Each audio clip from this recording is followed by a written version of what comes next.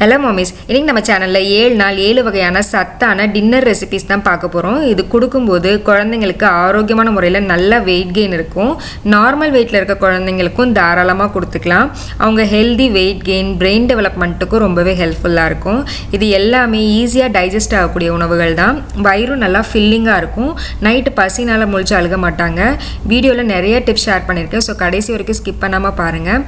ஒரு லைக் கொடுத்துட்டு வீடியோ பாருங்கள். அப்போ தான் நிறையா மாமிஸ்க்கு இது போய் ரீச் ஆகும். அப்புறம் நம்ம சேனலை மறக்காமல் சப்ஸ்கிரைப் பண்ணிட்டு பக்கத்தில் இருக்க நோட்டிஃபிகேஷன் பெல்லையும் ப்ரெஸ் பண்ணி வச்சுக்கோங்க.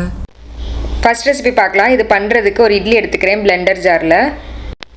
இது கூட கொஞ்சமாக காய்ச்சின பசும்பால் சேர்த்துக்கிறேன். 1 வயசு கீழே உள்ள குழந்தைங்களுக்கு பசும்பாலுக்கு பதிலாக வெந்நீர் சேர்த்துக்கலாம். அப்புறம் கொஞ்சமாக பிரெஸ்ட் மில்க்கோ இல்லை ஃபார்முலா மில்க்கோ சேர்த்து கொடுத்துக்கலாம். இப்போ இது கூட கொஞ்சமாக 1 டீஸ்பூன் அளவு நாட்டு சர்க்கரை சேர்த்துக்கிறேன். 1 வயசு கீழே உள்ள குழந்தைங்களுக்கு சர்க்கரைக்கு பதிலாக டேட்ஸ் ஊற வச்சுட்டு சேர்த்துக்கலாம். அப்படி இல்லைன்னா டேட் சிரப் கூட சேர்த்துக்கலாம். இப்போ அதை அரைச்சி எடுத்து வந்துடலாம். நீங்கள் இது கூட கேரட் கூட அவிச்சிட்டு சேர்த்துக்கலாம். அப்படி இல்லைனா கேரட் இட்லி, பீட்ரூட் இட்லி அந்த மாதிரி பண்ணிவிட்டு அப்புறம் இது கூட பால் சர்க்கரை சேர்த்து மிக்ஸ் பண்ணி கூட கொடுத்துக்கலாம்.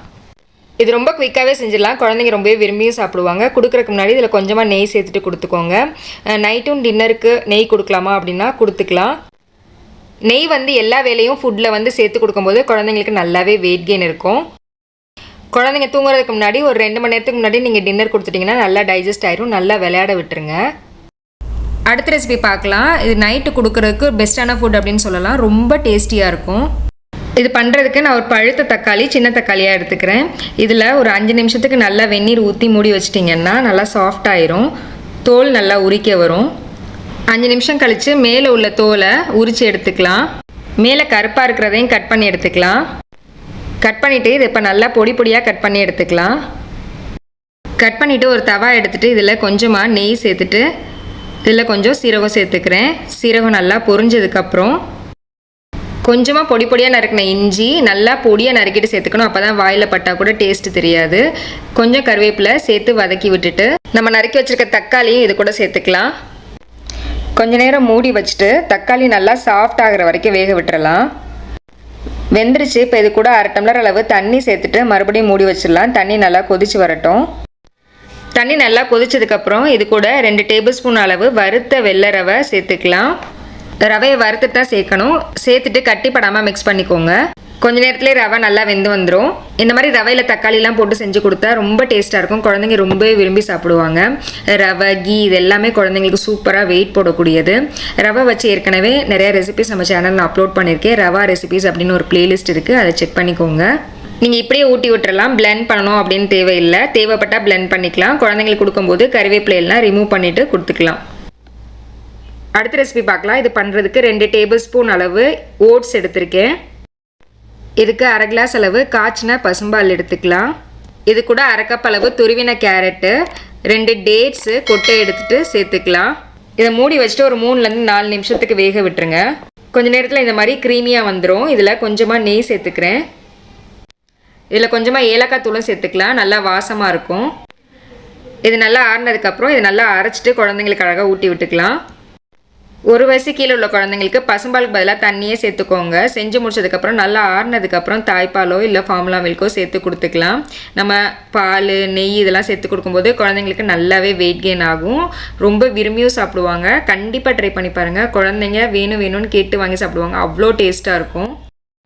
அடுத்த ரெசிபி பார்க்கலாம். இது பண்ணுறதுக்கு 2 டேபிள் ஸ்பூன் அளவு ஜவ்வரிசி எடுத்திருக்கேன். இது நல்லா வாஷ் பண்ணிவிட்டு மூழ்கிற அளவு தண்ணி சேர்த்துட்டு முதல் நாள் நைட்டே ஊற வச்சுக்கலாம். அப்படி இல்லைன்னா செய்கிறதுக்கு ஒரு 3 மணி நேரத்துக்கு முன்னாடி வெந்நீர் ஊற்றி கூட ஊற வச்சுக்கலாம். ஒரு குக்கர் ஹீட் பண்ணிவிட்டு இதில் கொஞ்சமாக நெய் சேர்த்துக்கிறேன். சேர்த்துட்டு இதோட 2 வெள்ளைப்பூடு பொடி பொடியாக நறுக்கி வச்சுருக்கேன். இதையும் சேர்த்துட்டு கொஞ்சமாக செவக்கிற அளவுக்கு வதக்கி விட்டுக்கலாம். இந்த மாதிரி நெய்யில் வெள்ளைப்பூடு சேர்த்து வதக்கும் போது நல்ல ஒரு டேஸ்ட்டு கொடுக்கும். டிஃப்ரெண்ட் ஃப்ளேவராக இருக்கும். வெள்ளைப்பூடு ஓரளவு வதங்கினதுக்கப்புறம் 2 டேபிள் ஸ்பூன் அளவு பொடி பொடியாக நறுக்கின கேரட், கொஞ்சமாக பட்டாணி, 2 டேபிள் ஸ்பூன் அளவு பொடி பொடியாக நறுக்கின உருளைக்கிழங்கு இதெல்லாம் சேர்த்து நல்லா வதக்கி விட்டுக்கலாம். வெஜிடபிள்ஸ் நம்ம விருப்பம் தான். இதோட ப்ராக்கலி, காலிஃப்ளவர் இந்த மாதிரி கூட சேர்த்துக்கலாம். சேர்த்துட்டு இப்போ நம்ம ஊற வச்சுருக்க ஜவ்வரிசியும் இது கூட சேர்த்துடலாம்.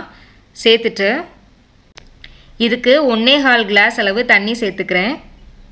சேர்த்துட்டு இதோட கொஞ்சமாக மஞ்சள் தூள், அப்புறம் 1 வயசுக்கு மேலே உள்ள குழந்தைங்களுக்கு உப்பு சேர்த்துட்டு நல்லா மிக்ஸ் பண்ணிவிட்டு குக்கர் மூடி ஒரு 3 விசில் வர விட்டுறலாம். நான் குக்கரில் செய்கிறேன், உங்களுக்கு பேனில் வேணாலும் செய்யலாம். வெஜிடபிள்ஸை தனியாக அவிச்சிட்டும் சேர்த்துக்கலாம். 3 விசில் கழித்து ஓப்பன் பண்ணுறேன். ஃபஸ்ட்டு பார்த்தீங்கன்னா இந்த மாதிரி நல்லா தண்ணியாக சூப் மாதிரி இருக்கும். பட் போக போக நல்லா திக்காயிரும். கொஞ்ச நேரம் கழித்து செக் பண்ணுறேன், இந்த மாதிரி நல்லா திக்காயிருச்சு. இப்போ இதில் கொஞ்சமாக மிளகு சீரகத்தூள், அப்புறம் வாசத்துக்காக கொஞ்சமாக நெய் சேர்த்துட்டு நல்லா மசிச்சு விட்டுட்டு ஒரு பவுலில் மாற்றிக்கலாம். நம்ம பட்டாணிலாம் சேர்த்துருக்கனால நல்லா மசிச்சு விட்டு தான் குழந்தைக்கு ஊட்டி விடணும். இது 7 மாதத்துக்கு மேலே உள்ள குழந்தைங்களுக்கு பிரேக்ஃபாஸ்ட்டில் கொடுக்கலாம். 8 மாதத்துக்கு மேலே உள்ள குழந்தைங்களுக்கு பிரேக்ஃபாஸ்ட்லேயும் கொடுக்கலாம், டின்னராகவும் கொடுக்கலாம். 8 மாதத்துக்கு மேலே உள்ள குழந்தைங்களுக்கு பிரேக்ஃபாஸ்ட்டில் கொடுக்கும்போது கொஞ்சம் நட்ஸ் பவுடர் கூட சேர்த்து கொடுக்கலாம். அதுவும் வெயிட் கெயினுக்கு ரொம்பவே ஹெல்ப்ஃபுல்லாக இருக்கும். கண்டிப்பாக இந்த ரெசிபி ட்ரை பண்ணுங்கள். குழந்தைங்க ரொம்பவே விரும்பி சாப்பிடுவாங்க. எல்லா சத்துக்களும் நிறைஞ்ச ஒரு ரெசிபி அப்படின்னு கூட சொல்லலாம். அடுத்த டின்னர் ரெசிபி பார்க்கலாம். 5 மினிட்ஸ்லேயே இன்ஸ்டண்ட்டாக செஞ்சிடலாம். இதில் அரை கிண்ணம் சாப்பிட்டா கூட குழந்தைங்களுக்கு வயிறு நல்லா நிரம்பும். நைட்டு பசினால் முழிச்சு அழுக மாட்டாங்க. ப்ளஸ் நைட்லேயும் ஈஸியாக டைஜஸ்ட் ஆகக்கூடியது. செம்ம டேஸ்ட்டாக இருக்கும். இது கொடுக்கும்போது குழந்தைங்க சூப்பராக ஆரோக்கியமாக வெயிட் கெயினும் ஆவாங்க. இது பண்ணுறதுக்கு 2 டேபிள் ஸ்பூன் அவல் 10 நிமிஷம் முன்னாடி ஊற வச்சுருக்கேன். 2 டேட்ஸு, 3 பாதாம். இது முதல் நாள் நைட்டே ஊற வச்சுருக்கேன். உங்களுக்கு டைம் இல்லைன்னா ஒரு அரை மணி நேரத்துக்கு முன்னாடி வெந்நீரில் கூட ஊற வச்சுக்கலாம். நம்ம ஊற வச்சுருக்க எல்லாத்தையும் ஒரு மிக்ஸி ஜாரில் சேர்த்துக்கலாம். டேட்ஸில் உள்ள சீட்ஸு, பாதாமில் உள்ள தோல் எல்லாத்தையும் எடுத்துகிட்டு சேர்த்துக்கலாம். நீங்கள் டின்னருக்கு செஞ்சு கொடுக்கும்போது பாதாம் ஸ்கிப் பண்ணிக்கலாம். பாதாம் குட்டி குட்டியாக நறுக்கிட்டு சேர்த்துக்கோங்க, அப்போ தான் நல்லா அரையும். இதில் ஒரு அரை கிளாஸ் தண்ணி ஊற்றிட்டு நல்லா அரைச்சி எடுத்து வந்துடலாம். பேன் ஹீட் பண்ணிவிட்டு நம்ம அரைச்சிட்டு வந்ததை இதில் சேர்த்துடலாம். ஒரு 2லேருந்து 3 நிமிஷம் கொதிச்சா போதும். அவல் ரொம்ப குக் ஆகணும் அப்படின்னு அவசியம் இல்லை. இது நல்லா கொதிச்சதுக்கப்புறம் 1 வயசுக்கு மேலே உள்ள குழந்தைங்களுக்கு இதில் ஒரு அரை டம்ளர் பசும்பால் சேர்த்துக்கிறேன். 1 வயசு கீழே உள்ள குழந்தைங்களுக்கு பசும்பாலுக்கு பதிலாக இது நல்லா ஆறுனதுக்கப்புறம் தாய்ப்பாலோ இல்லை ஃபார்முலா மில்க்கோ சேர்த்துக்கலாம். 8 மாதத்துக்கு கீழே உள்ள குழந்தைங்களுக்கு பாதாம் ஸ்கிப் பண்ணிக்கலாம். நீங்கள் டே டைமில் இதை கொடுத்துக்கலாம். 8 மாதத்துக்கு மேலே உள்ள குழந்தைங்களுக்கு பிரேக்ஃபாஸ்ட்டில் இல்லை டின்னரில் கொடுத்துக்கலாம். அடுத்த ரெசிபி பார்க்கலாம். இது பண்ணுறதுக்கு 2 டேபிள் ஸ்பூன் அளவு உடச்ச கோதுமை, 1 டேபிள் ஸ்பூன் அளவு பாசி பருப்பு எடுத்துக்கலாம். இது நல்லா வாஷ் பண்ணிவிட்டு ஒரு அரை மணி நேரத்துக்கு ஊற வச்சுக்கலாம். அரை மணி நேரத்துக்கு அப்புறம் ஒரு குக்கர் ஹீட் பண்ணிவிட்டு இதில் கொஞ்சமாக நெய் சேர்த்துட்டு நெய் நல்லா காஞ்சதுக்கப்புறம் சீரகம் தாளிச்சிக்கலாம். சீரகம் நல்லா பொரிஞ்சதுக்கப்புறம் இது கூட வெஜிடபிள்ஸ் எல்லாம் சேர்த்துக்கிறேன். பீன்ஸு, கேரட்டு, பட்டாணி, வெங்காயம், தக்காளி, ஒரு பல் பூண்டு இதெல்லாம் சேர்த்துக்கலாம். இதெல்லாம் குட்டி குட்டியாக கட் பண்ணிவிட்டு சேர்த்துக்கோங்க, அப்போ தான் நல்லா வேகும். இப்போ இது கூட நம்ம ஊற வச்சதையும் சேர்த்துக்கலாம். சேர்த்துட்டு ஒரு 2 நிமிஷத்துக்கு நல்லா குக்கர்லேயே வறுத்து விட்டுருங்க. இப்போ இது கூட அரை கிளாஸ் அளவு தண்ணி சேர்த்துட்டு கொஞ்சமாக மஞ்சள் தூள், ஒரு 1/4 டீஸ்பூன் அளவு சீரகத்தூள் சேர்த்துக்கலாம். 1 வயசுக்கு மேலே உள்ள குழந்தைங்களுக்கு கொஞ்சம் காரம் சேர்த்துப்பாங்க அப்படின்னா ஒரு 1/4 டீஸ்பூன் இல்லை கொஞ்சமாக சாம்பார் தூள் கூட சேர்த்துக்கலாம். இதில் 1 வயசுக்கு மேலே உள்ள குழந்தைங்களுக்கு தேவையான அளவு உப்பு சேர்த்துட்டு குக்கர் மூடிட்டு ஒரு 2 விசில் விட்டுறலாம். 2 விசில் கழித்து ஓப்பன் பண்ணுறேன். நல்லா குழைவாக வெந்து வந்துடுச்சு. இதை அப்படியே மசிச்சுட்டு குழந்தைங்களுக்கு அழகாக ஊட்டி விட்டுக்கலாம். இல்லை நீங்கள் பிளெண்ட் பண்ணுறதுனாலும் பண்ணிக்கலாம். ரொம்பவே சத்தான பேலன்ஸ்டான டின்னர் இது. டேஸ்ட்டும் உங்கள் குழந்தைங்களுக்கு ரொம்பவே ஃபேவரேட் ஆகிடும். அடுத்த ரெசிபி பார்க்கலாம். இதுக்கு நான் 2 டேபிள் ஸ்பூன் அளவு வறுத்த ராகி மாவு எடுத்திருக்கேன். இது முளைக்கட்டின ராகி மாவு தான். இதுக்கு 3/4 கிளாஸ் அளவு தண்ணி சேர்த்துட்டு கட்டியெல்லாம் உடச்சி விட்டதுக்கப்புறம் அடுப்பை ஆன் பண்ணி மிதமான தீயில நல்லா கிண்டிக்கலாம். சிறுதானியங்கள் வாரத்தில் 3 தடவை குழந்தைங்களுக்கு சேர்த்துக்கலாம். அவங்களுக்கு கால்சியம், அயன்லாம் நல்லாவே கிடைக்கும். இதை கூட பாதி ஆப்பிள் நல்லா துருவிட்டு சேர்த்துக்கிறேன். அப்புறம் நெய்யும் ஏலக்காய் தூளும் சேர்த்துக்கிறேன். இந்த வீடியோ உங்களுக்கு ரொம்பவே யூஸ்ஃபுல்லாக இருந்திருக்கும் நம்புறேன். இந்த வீடியோ பிடிச்சிருந்துச்சுன்னா லைக் பண்ணுங்கள். உங்கள் கருத்துக்களை எனக்கு கமெண்ட்டில் சொல்லுங்கள். உங்கள் ஃப்ரெண்ட்ஸ் அண்ட் ஃபேமிலி கூட கண்டிப்பாக இந்த வீடியோ ஷேர் பண்ணுங்கள். அப்புறம் நம்ம சேனலை மறக்காமல் சப்ஸ்கிரைப் பண்ணிக்கோங்க. நெக்ஸ்ட்டும் இதே மாதிரி ஒரு யூஸ்ஃபுல்லான இன்ட்ரெஸ்டிங்கான வீடியோவில் மீட் பண்ணுறேன். தேங்க்யூ.